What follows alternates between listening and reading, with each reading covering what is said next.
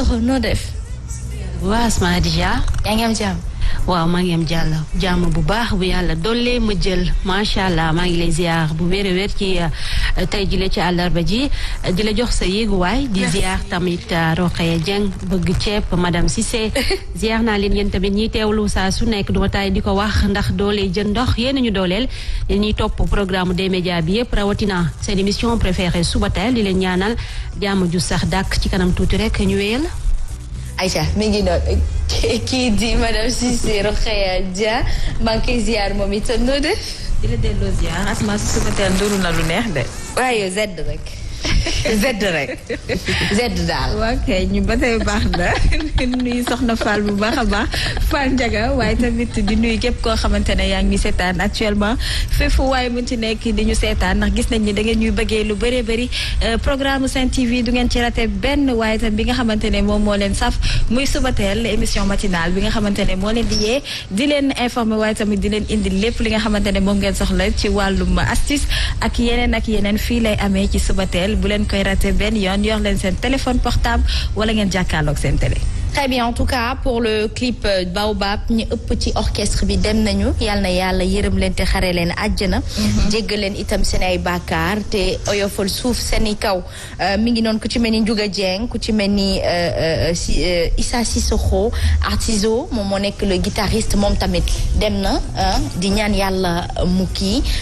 yal na yàlla xeetali ay mbokkam ci ginnaaw may leen kàttan ndaxte ñàkk.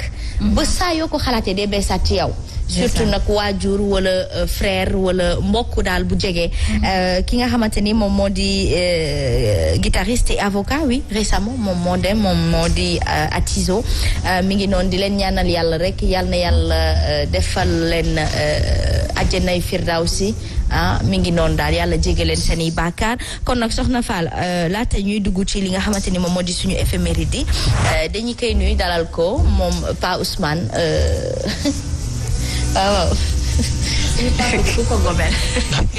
àjjana ak firdawsi la borom 2 gallons la 2 gallons daal nit bu ko amee. wala ndeysaan tabarkalla macha allah da ngay jàttal. wala ndeysaan. ni nan laa lay woowee nijaay. man waaw noo ma woowee rek. parce que waa Baobab nee nañ jongo ma dem ma woowee nijaay. waa àjjana su lay woowee. àjjana tur yu bëri lay ma woowee tur bi ay sang bi mbaax yaay. ay gis texe. borom ñuulaay bu rafet bi. Zuno Reyni. yooyu yëpp Ousmane. Bayu Cheikh Tidiane. yëpp lañu ma koy wooyee. fi daw si tam yu neex. yëpp lañu ma koy wooyee macha allah. ndeysaan di la ziar baax a baax yàlla góor yi kàkk leen ñaareel. di la ziar ba waa ñaareel dafa am solo. Fall Ndiaga yaaram nii la ñëwee tey. macha allah li ci kanam mooy la nëla wala la. wala nëla. la petite macha allah rafet na trop. ndeysaan macha allah sa loxo ngi ci soos. Rokhaya. di la ziar baax Dieng Cissé madame Cissé la. waaw Cissé di la ziar baax a baax wala ndeysaan namoon naa leen de. di nuyu àjjana ak firdawsi bu baax di nuyu ñëpp. di la wax ne soxna nag mu tudd sax Asma. xam nga ne kuy wëlis ñu di la fay moom bu sax xaj bu réeree nga wëlis. ndax xam nga man dama am chaque année man. lu may defal yonent bi man damay defal benn bis bu may defal yonent bi. waaw ren nag bëgg naa ngeen ñëw ci yéen ñëpp foofu ca gin gi neew 11 décembre lay tombel Asma. inchaallah man maay defal tàkkusaanu yonent bi. ndax damaa bëgg yonent bi lool. sallallahu alayhi wa sallam 11 décembre di la ziar baax Asma. maa di la fay namoon nañ leen baax a baax.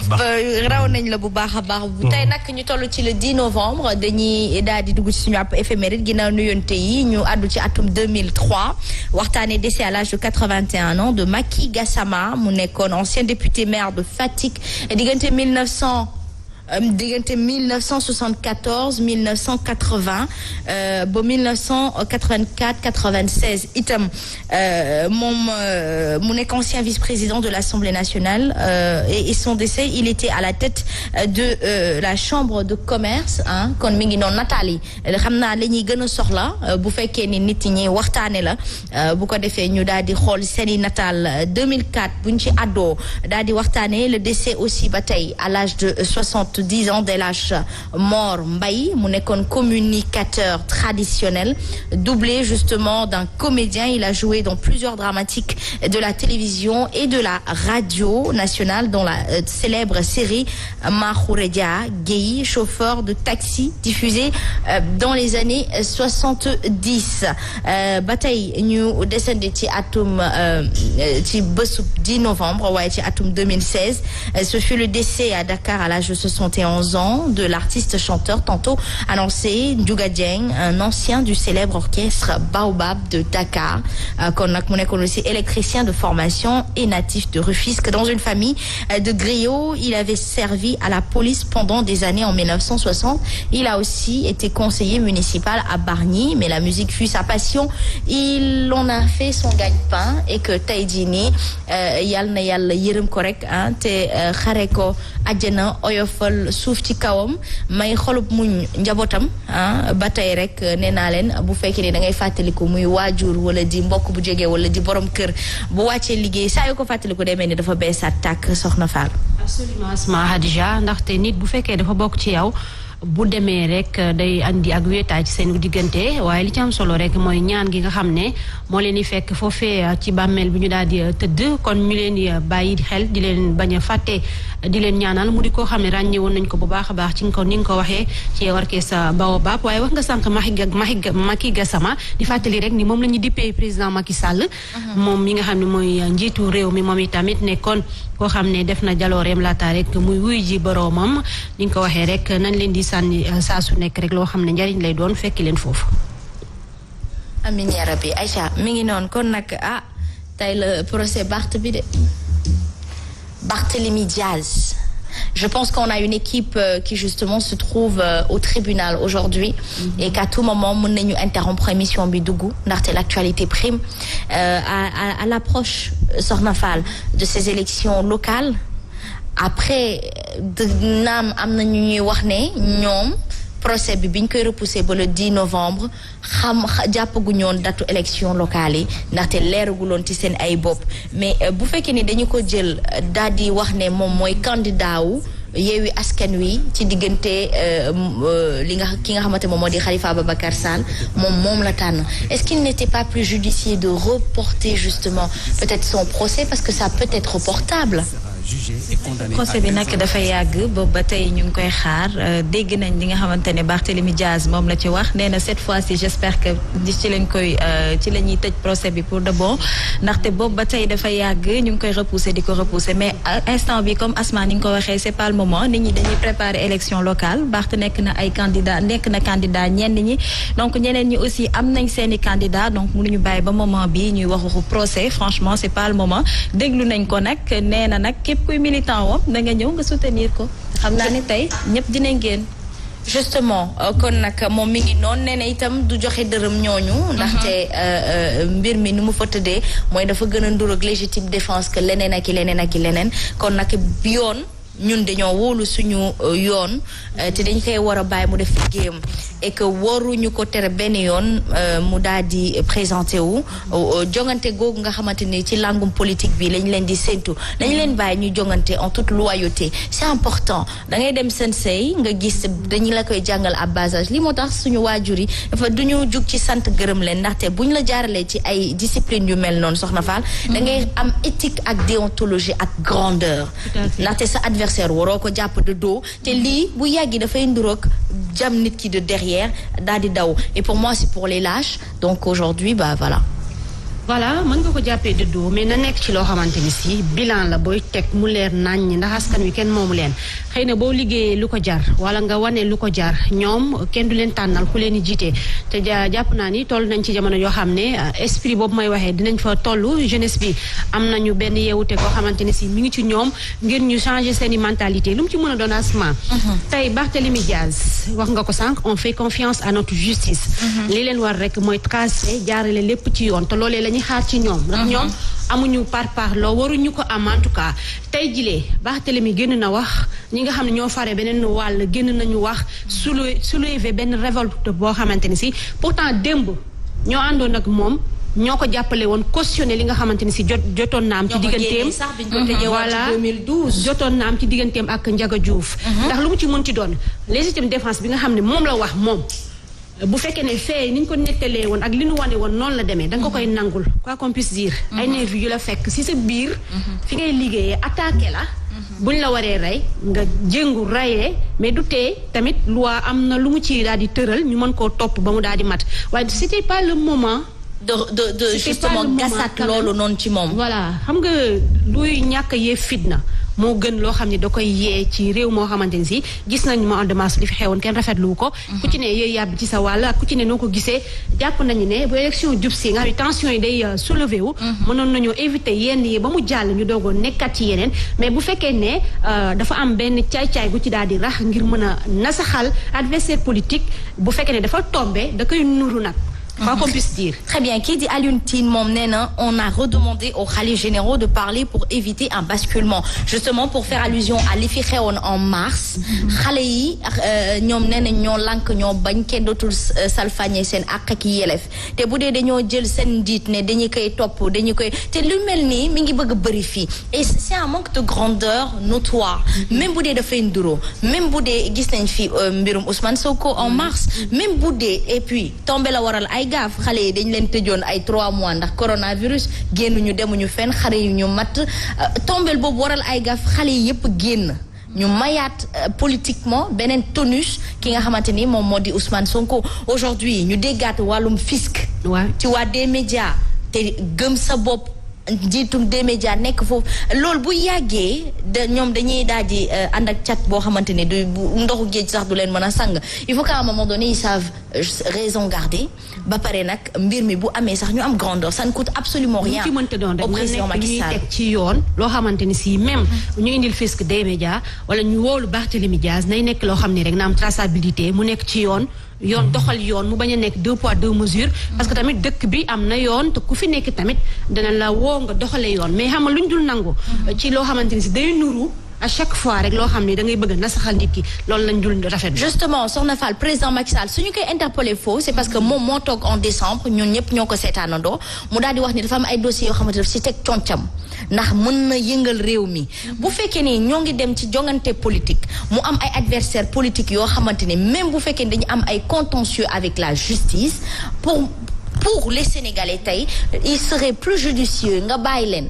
touche de grandeur la suba lu ñu la wax dañu naan dañuy tuumal président de kenn ku ci nekk procès bi nga am nga problème ak yoon waaye président da ko tuxal ba langum politique gi ndajem politique gi daal di weesu ba pare ci wàllum local yi est-ce qu'il serait pas mieux de faire ça mais Asma lan moo tax xel tey saay bu ñuy gisee cas yu mel nii rek saay bu ñu déggee procès rek da suñu xel dafay dem ne élection bi ngi waaj a jub si donc dafay mel ne répétition la donc bu ñu déggee élection bi ngi waaj a jub si yaa ngi xalaat Sénégalais lambda bi toog mi ngi naan bii pa kan la ñuy convoqué donc dafay bu yàggee dafay nduru répétition gis nañ ko ci Karim Wade gis nañ ko ci ki nga xamante ne mooy Khalifa Sall ñu ñëwaat ci kaaw Barthélémy Diaz donc dafay nekk répétition donc looloo tax xelu askan wi dafay teey parce que instant yi nit ñi leneen lañ waroon tal lu dul ay convocation quand même parce que candidat la dañ ko war a bàyyi ba pare nag militant bu ñu génnee tasewaat ak nervi fu réew mi jëm moo tax kilifa diine ñoom la ñuy ñaan rek suñu pap yooyu suñu maam yooyu ñu daal di waxaat rek ak kii di suñu kilifa yàllaa ko teg ci bopp réew mi loolu ndogalu bi yàlla la dañ ko koy nangul te ab cër la yàlla na cër bi jik ko te mu am ni ko à bon port mu doxale ko kem ni ko suñu borom nammee muy président Macky Sall bu ko defee jàmm mën a sax ci réew mi dañuy dugg nag ci wàllum tàggat yaram bu ko defee ñu dalal ci Soxna Fall ñu daal di dem rek sport soxa voilà dem sport Aïcha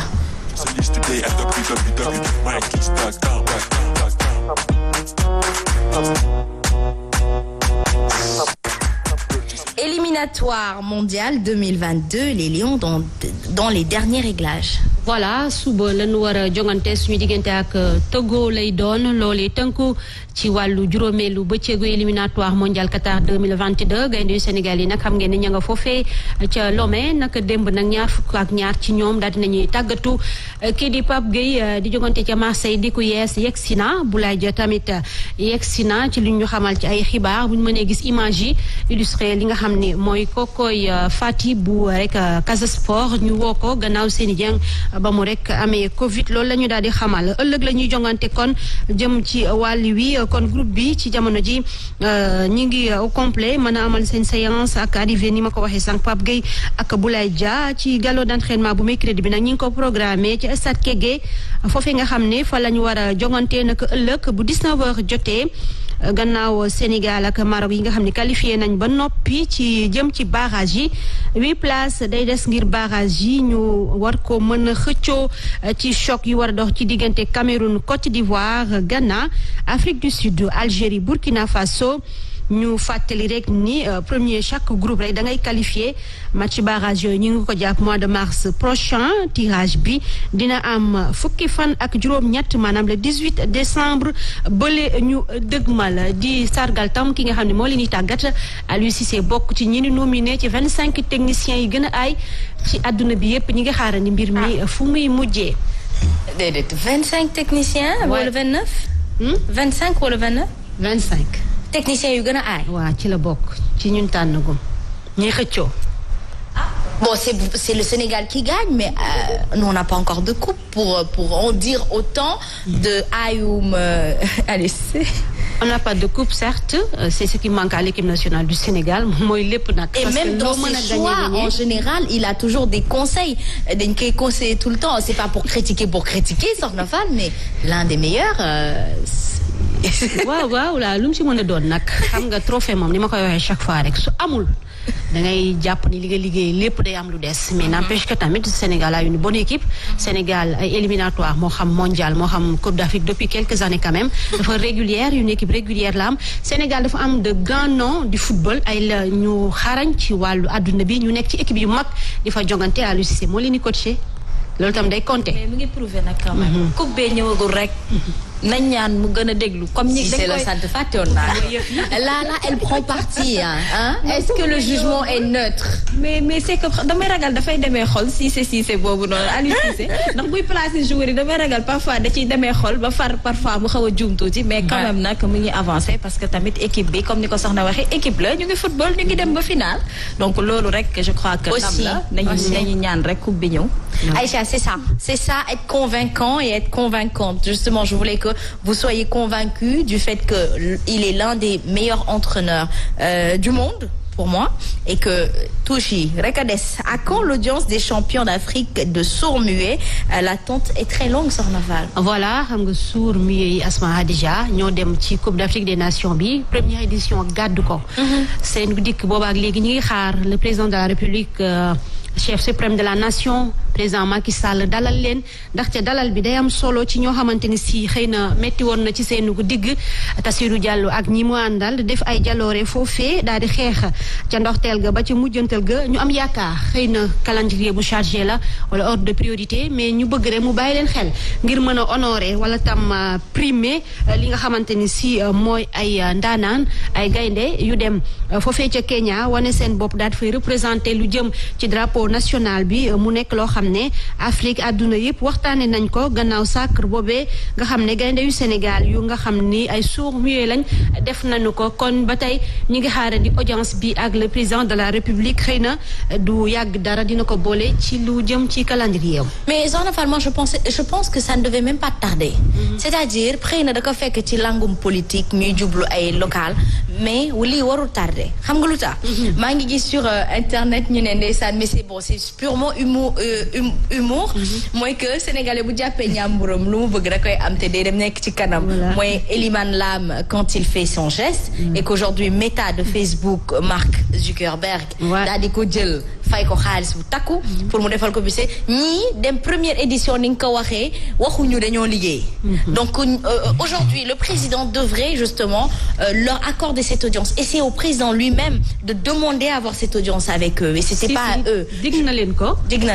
ko dégg nañu bi ñuy sargal bi ci choqueur bi kii di président de la fédération may leen xaalis bu takku wax ni bugg leen recevoir laata président di leen recevoir comme digg na leen ko le ministre des sports tam xam nga ni moom tamit du day xaar kilifaam recevoir ni xëy na muy doog a def ay jéego en tout cas diggoon na leen ko li ma wax rek xëy na calendrier bu chargé mooy indi lu nu mel mais jàpp naa ni dina dégg woote bi xaj-xajal ko ci ndax lu ñu gën a jëm ci kanam rek day gën a xat ak élection locale yi ne ci sunu kanam.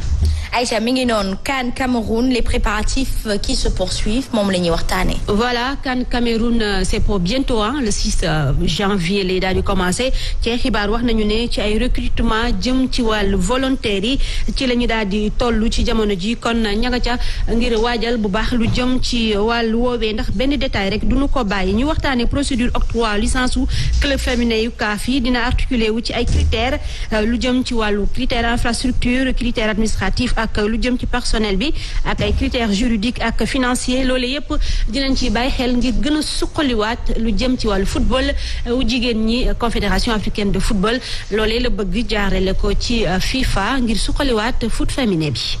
TBA qui sera roi et reine. voilà ñu waxtaanee rek roi waaw the best. kan mooy doon roi bi ak reine bi du football rendez-vous bi nag joxe nañu ko le 17 janvier lay doon 2022 ngir ñu xam ñan ñu daal di tànn ngir ñu nekk roi ak reine kon je best. Aïcha mi ngi noonu kon nag roi ak reine bi war nañ feeñ de. voilà dinañ feeñ léegi le 17 janvier incha allah. incha allah rabi 2022. ouais, il y a tellement de surprises qui attendent 2022. exact hein? En tout cas 2022 Aïcha mi ngi doon basketball. On les promus après le tournoi monté. oui on connaît ñi nga xam ne ñooy promu yi yàkkamti rek mu di Port ak USPA ñoom ñaar ñooy ñi nga xam ne daal dinañu yéeg ci D1 bi gannaaw ba nga xamee ni ñoom ñoo daan ci wàllu demi-finale yi ñoom sax ñooy dajee ci finale wax nañu ne mercredi kon la ñuy jongantee finale bi bu 17h jotee ci stade Marius Ndiaye waaye laata loolu suñuy nattangoo basket 221 tàllal na ñaar ci ñoom Mouhamed Diallo USPA ak Ndongo Sène bu Port ay joueurs lañ ñu teewlu leen. ndax déjà ñu am équipe boo xamante ne musul ñëw mënul ñëw D1 ñu andi ko ba fii lépp ndax bu jaabi liggéey nañ dañoo liggéey lu tax ñu ñëw fii tey amul benn yoon boo xamante ne ñun bàyyi nañ musul ñu woon gëm ne sax ñun duñu mës a yegg si fii ndax li ñu liggéey dañoo liggéey moo tax ñu ñëw yegg si fii dañuy continuer di liggéey comme d'habitude duñu bàyyi suñu tànk benn yoon fi ñu gaay di xaar dañuy ñëw pour yegg si fa wane ñun leen mooy suñu talent wane ne Parcelles am na des potentiel yoo xamante ne war nañ mën a des ñun fii. waaw dañu xeex quoi parce que xam nañ ni tournoi bi beneen affaire la c'est plus que basket damay xeex ba nga ñu nga bëgg moo tax dañoo xeex ba yàlla jàppale ñu tamit loolu la quoi. sport biñ ko créé yàggul est-ce que tey amoon ngeen yaakaaroon ngeen ne tey di ngeen yéeg en 2 ans. bon objectif bi doon sax yéeg mais ñun joueurs yi ñun ñoo gëmoon ñëpp war nañ mën a yéeg parce que yàgg nañ basket am nañ expérience ci basket te tam ñii di basket dàq ñu basket kon pourquoi pas waruñu mën a yéeg loolu lañ gëmoon nekk ci yàlla dimbali ñu yéeg ñu sant yàlla bu baax alhamdulilah. non final bi moom fête la final moom fête la amul benn pression dañ koy jouer foo kafre après ku yàlla jox ndam li rek alhamdulilah parce que lii moo doon objectif bi yéeg. justement alhamdulilah nekk na loo xamante ni ab sant la basketball Amath Niang moom il est en visite. dina ñëw ci réew bu Sénégal tey jile Amath Niang nag mooy njiitu fédération internationale de basket mi ngi noonu kon ñu ngi koy xaarandi ci bokk na ci li ñu xibaar ni patron wu basket bi dina rek rendre visite famille défunt Abdoulaye Seye ancien président FIBA ngir présenter ay condoléances am gannaaw génnug àdduna sunu mbokk moomee suba ci alxames gi moom dina am audience ak le ministre des sports monsieur Makhtar Ba ànd ci ak madame Aya Pouy di présidente zone 2 FIBA Afrique ak maître Babacar Ndiaye tam dina daje ak moom ci wàll wi kon loolee visite de travail lay doon ak jaale ci ki nga xam ne mooy njiital basket bi ci monde bi jëm ci wàllu discipline boobee Asma Hadija moo ndar képp xibaaru tàggat yaram yi ci tënk. Merci beaucoup.